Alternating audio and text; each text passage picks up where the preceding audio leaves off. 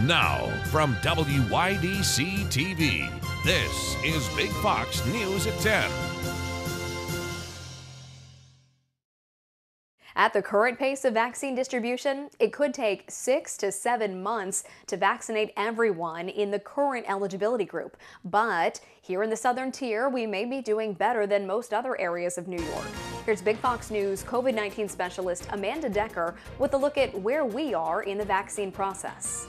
For the past 4 weeks, vaccine distribution has been underway across the state of New York for people not living in long-term care facilities or nursing homes. In the Southern Tier, 95% of our vaccine doses have already been given or allocated, compared to 83% statewide. And Governor Cuomo says that puts us in the top 3 best regions in the state for vaccine distribution so far. But the problem now is not having enough doses to vaccinate everyone who is currently eligible. Right now, healthcare workers, anyone 65 and older, first responders, teachers, public transit workers, grocery store employees, and public safety employees are all eligible to get their shots in New York. But statewide, that totals a little more than 7 million eligible people. And so far, the state has been getting about 300,000 doses per week. And this week, that number was cut to 250,000 doses. So if distribution continues at the current rate and the state keeps getting 300,000 doses or less every week, it would take 6 to 7 months just to vaccinate the people who are currently eligible to get the shots. State officials are frustrated, saying they've been told to expand vaccine access to more people and being promised additional doses to help cover that expanded demand. But those doses never came. They said there would be more supply to meet the wave they were creating. That was not true. And they created public chaos. Now, Governor Cuomo said he had another idea that was going directly to Pfizer and trying to have the state of New York buy doses directly from Pfizer to bring right to New York. And Pfizer says they have to get government approval for a plan like that. Reporting for Big Fox News, I'm COVID-19 specialist Amanda Decker. Dr. Rochelle Walensky, the Centers for Disease Control and Prevention's incoming director, says the U.S. has dark weeks ahead with the COVID-19 pandemic. She predicts the country's death toll could reach 500,000 by the middle of next month. This as the U.S. tries to improve vaccine distribution nationwide. John Lawrence reports. About 60% of the more than 24 million confirmed COVID-19 cases in the U.S. were reported since Election Day 2020. I'm not convinced at all that we are past the worst of it. Johns Hopkins University reports new COVID-19 cases in the U.S. in the past week dropped 11% since the previous week's peak. But health officials aren't feeling optimistic yet. If only we had a national plan the last 10 months. What a big difference that would have made. One main area of concern, bottlenecks with the vaccine rollout. We've distributed to the states about 31 million doses of vaccine. We've only given 12 million doses. Another issue, a COVID-19 variant, first identified in the United Kingdom, is spreading in the U.S. According to the Centers for Disease Control and Prevention, at least 122 cases of this more contagious strain of the virus were confirmed in 20 states. It will infect many, many more people, and unfortunately probably will end up killing more people than the current main strain that we've been dealing with for much of 2020. President-elect Joe Biden says his administration's goal is to deliver 100 million doses of vaccine in his first 100 days in office. It's been very clear from the Biden team, they don't want to do a federal takeover. What they want to do is they want to partner with states and they want to coordinate with states. I'm John Lawrence reporting. A new development surrounding the security lockdown in Washington, D.C. Officials removed 2 National Guard members after finding out they were allegedly tied to fringe right-wing militias. Meantime, President-elect Joe Biden is just 1 day away from taking the oath of office and becoming commander-in-chief. Federal authorities in D.C. and across the country continue monitoring any potential threats. Lauren Blanchard reports from Washington. Before they take their oaths of office, both President-elect Joe Biden and Vice President-elect Kamala Harris are first honoring the lives lost in the pandemic. Before leaving for Washington, a final send-off for President-elect Joe Biden in his home state of Delaware. I know these are dark times, but there's always light. That's what makes this state so special. That's what it taught me. It taught me the most. On the National Mall, nearly 200,000 flags are on display ahead of Wednesday's presidential inauguration, representing those unable to attend the event this year. Organizers are hosting a memorial Tuesday evening to honor the 400,000 lives lost in the pandemic. On Wednesday, due to the extraordinary security measures in place, inaugural events will largely be virtual, with some performances taking place outside D.C. and a virtual parade. However, some traditions will remain the same. We've got hundreds of pieces of entertainment from every state and every territory. In the days leading up to the inauguration, Washington, D.C. has been under a tight security lockdown with thousands of National Guard troops patrolling the streets and enforcing road and bridge closures. Ever since the attack on the Capitol on January 6th, authorities continue to track down those who were involved and say they've brought charges against more than 100 suspects. They are also vetting the men and women of the National Guard protecting D.C. It's about mission, it's about country, it's about getting the job done. And that's what those Guards, men and women, are focused on right now. In his final night before taking office, President-elect Biden will stay in the Blair House just across from his future residence. In Washington, Lauren Blanchard, Fox News. As President-elect Joe Biden prepares to take office, the women by his side are also ready to take charge. Jackie Ibanez has more on how Vice President-elect Kamala Harris and Dr. Jill Biden are ready to shake up Capitol Hill. The White House is about to undergo a huge makeover. Vice President-elect Kamala Harris and soon-to-be First Lady Jill Biden are set to accomplish many firsts as they prepare for their very active roles in the Biden administration. I will walk there to that moment proudly with my head up and my shoulder back. Kamala Harris will make history Wednesday as the first female Black and South Asian vice president. We're ready to do the work, and we've got a lot of work to do. Harris's chief spokeswoman says you can expect her to be at the forefront of Joe Biden's policy decisions, saying, quote, "She is at the table for everything, involved in everything, and giving input and feedback and being a supportive partner to him on all pieces." I'm grateful and excited and most of all ready to get to work with all of you. And Jill Biden is also making White House history. She will continue working as an English professor, becoming the first Lady to keep her day job.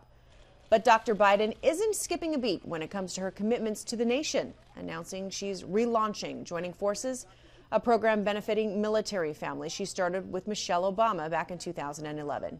We're going to build on what we learned during the Obama-Biden administration. We'll continue to listen and work with you. The Trumps may also have a few firsts of their own. President Trump is expected not to continue the decades-long tradition of leaving a note for the incoming commander-in-chief, and Melania is expected to not give a tour of the White House residential areas to the new First Lady. Jackie Ibanez, Fox News. New York's largest teachers union is asking the state to request a waiver from standardized tests this school year. Big Fox News' Matt Kleindens joins us in Corning with the reasoning behind the union's request. Good evening. The New York State United Teachers say the circumstances surrounding this school year make it difficult to properly apply standardized tests and are asking for another waiver from the state. Fairness is the first and most important reason behind it. In a letter sent to the State Department of Education, Jolene DeBrango stated her case to waive testing requirements on students. She says students have not received a regular education going between hybrid and virtual learning. The only thing that we believe is fair and equitable is to ensure that these students aren't put through a standardized test when there hasn't been any standardized instructional modes going on across the state. DeBrango says teachers have also struggled to properly teach the curriculum in a hybrid model and are behind waiving the test. So that teachers can do what they do best, which is to take care of kids, making sure that they have what they need. New York was previously granted a waiver for testing requirements when the virus first swept through the state. DeBrango says administrators, teachers, and lawmakers should focus on providing the needs of students across New York. We're hopeful that we can come together as an education community and policymakers and do what's best for kids, because we really believe that this is truly in their best interest. I reached out to the New York State Department of Education, but they have not returned any of my calls. Matt Kleindens, Big Fox, WYDC in Corning. The city of Elmira is giving away grant money to small businesses in the area. Small businesses are able to apply to the city and receive grants averaging around $7,000 depending on their application. The money used in the grants comes from federal funding through the CARES Act and will help businesses with expenses related to COVID-19. the equipment for cleaning supplies, PPE supplies, if they purchase an air purifier or any kind of cleaning things that they need to address COVID-19. The city helped 12 local businesses in a previous round of grant giveaways. Businesses have until February 5th to turn in their applications to the city. Elmira police are looking for 2 suspects from a Sunday night home invasion. Police were called to the 200 block of West Henry Street after reports of a gunshot victim. Officers say the 2 people broke into the victim's home and stole property before taking off. One ran while the other got in a car while being chased by police. However, that person got away from police after crashing the car. Anyone who witnessed the crime is asked to provide information to the Elmira Police Department. Still ahead tonight, dozens of parents in Iowa looking to make a difference in the classroom during the pandemic. It was just heartbreaking to continue to watch kids fall behind. How they're stepping up to solve staff shortages when teachers come down with COVID-19. Here's your local stock market update from Big Fox.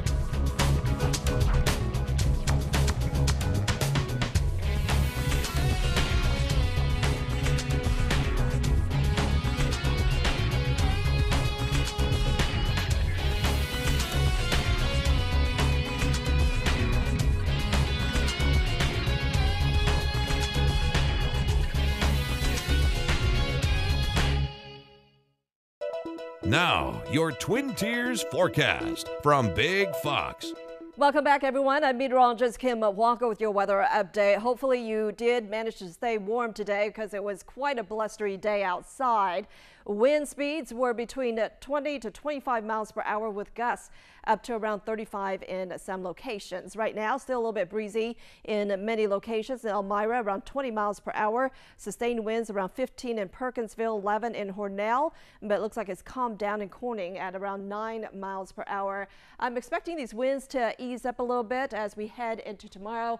However, during the day, it's still going to be a little bit breezy. Not quite as strong as they were today, but still with that breeze, it's going to make those temperatures feel about 10 to 15 degrees cooler than the actual readings. We do have the possibility of more snow as well, off and on in the morning hours, but it looks like it starts to taper off during the day. So for tomorrow, it's going to be bitterly cold. In fact, temperature readings, actual temperature readings will be about 10 degrees cooler than it was today. So we're looking at readings around 25 degrees at 6 o'clock, and we don't climb up much from there. In fact, by 2 o'clock, it's still going to be about 27 degrees, but with that breeze, it is going to feel like the teens. We're talking about wind chills of about 13 degrees at noon, about 12 at 2 o'clock, and then it starts to improve by the evening as those winds start to calm down. So if there's any snow, there will be some blowing snow out there as well. So it looks like for Inauguration Day tomorrow, it's going to be quite cold in D.C. as well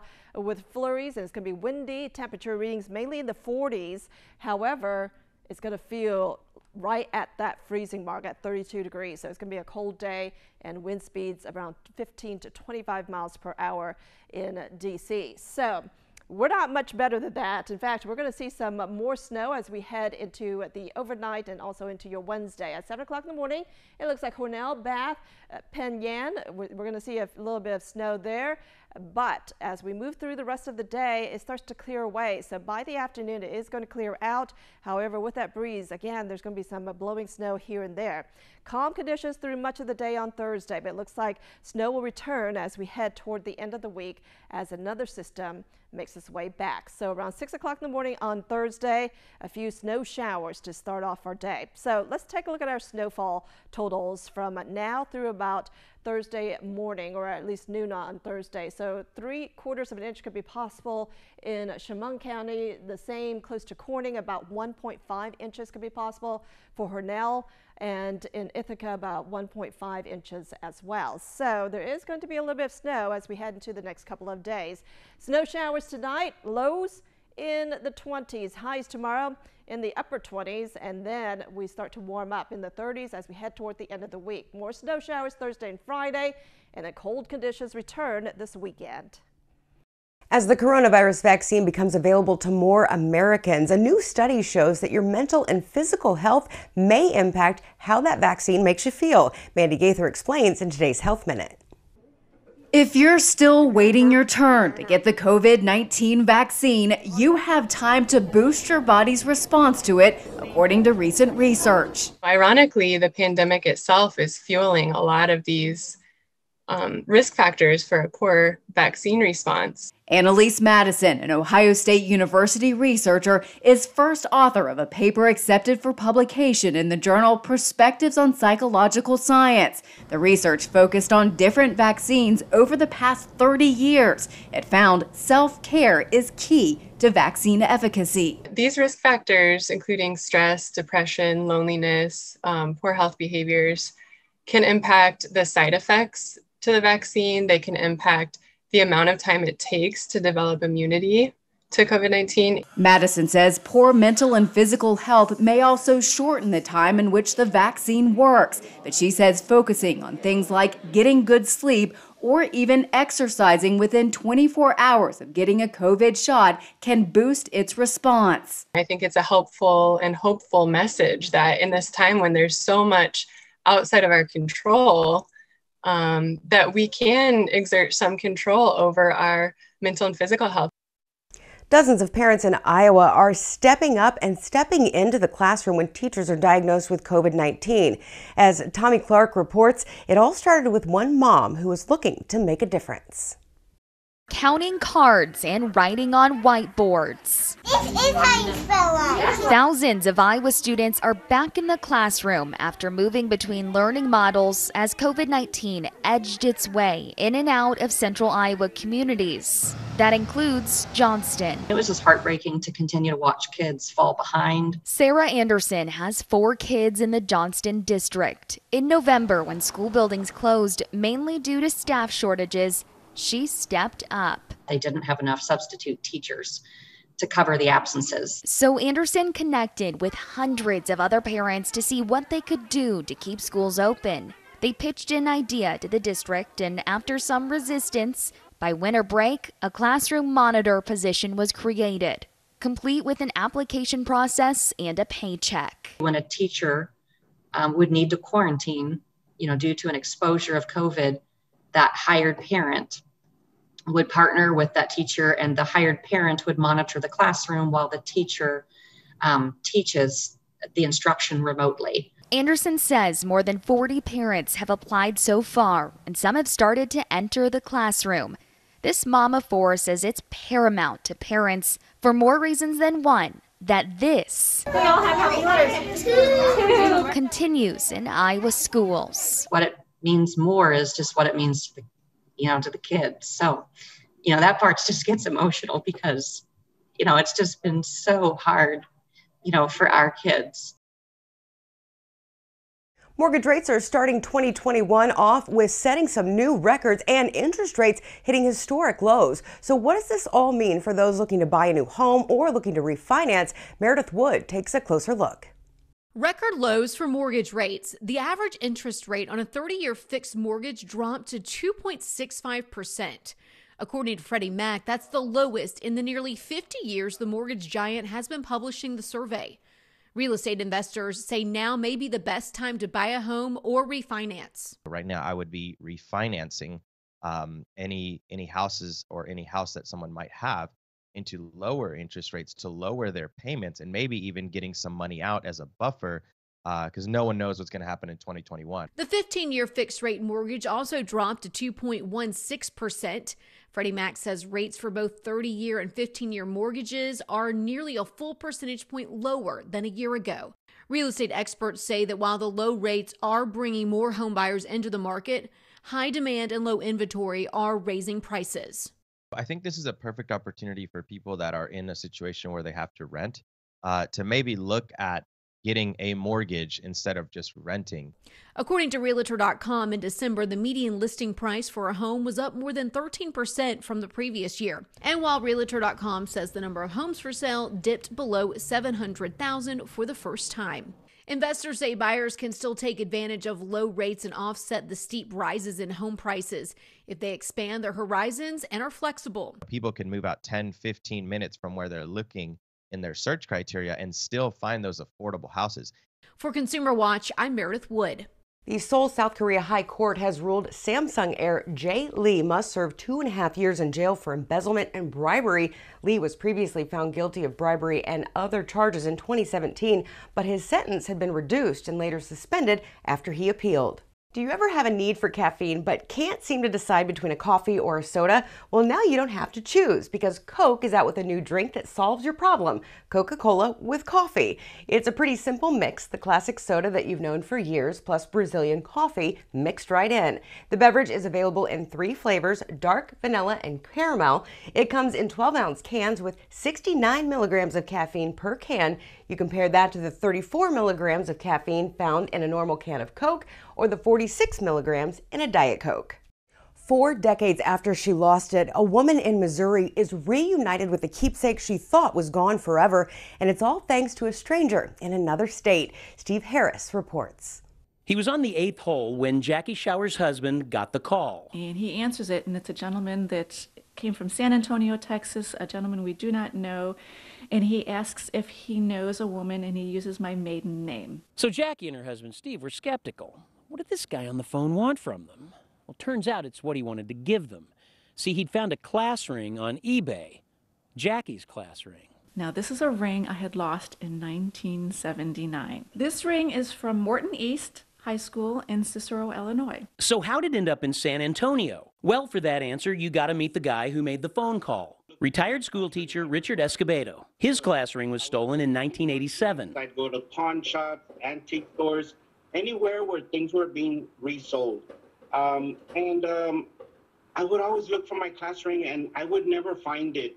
But I would see other class rings and I would see them and I would say like, man, if the owner only knew that their ring was being sold. So this became his mission. He buys class rings and using the dates, initials, and school names, reunites them with their owners. When I find an owner, I always tell them, you know what, I don't want nothing in return. It's on me. Because I hope that one day somebody's going to call me and say, hey, Richard, I found your class. We want to leave you with a smile tonight. If you've been screaming on the inside for the last few months, now you can do it out loud for all the world to hear. Just Scream is a hotline that lets you scream into your phone. All you do is call the number, scream as loudly as you want for as long as you'd like, and then hang up. Your call is recorded and saved on the Just Scream website. Elementary school teacher Chris Gallmar created the project to help people reduce stress. If you'd like to participate, act fast. The hotline will stop accepting calls January 21st. Thanks for joining us. Have a great night.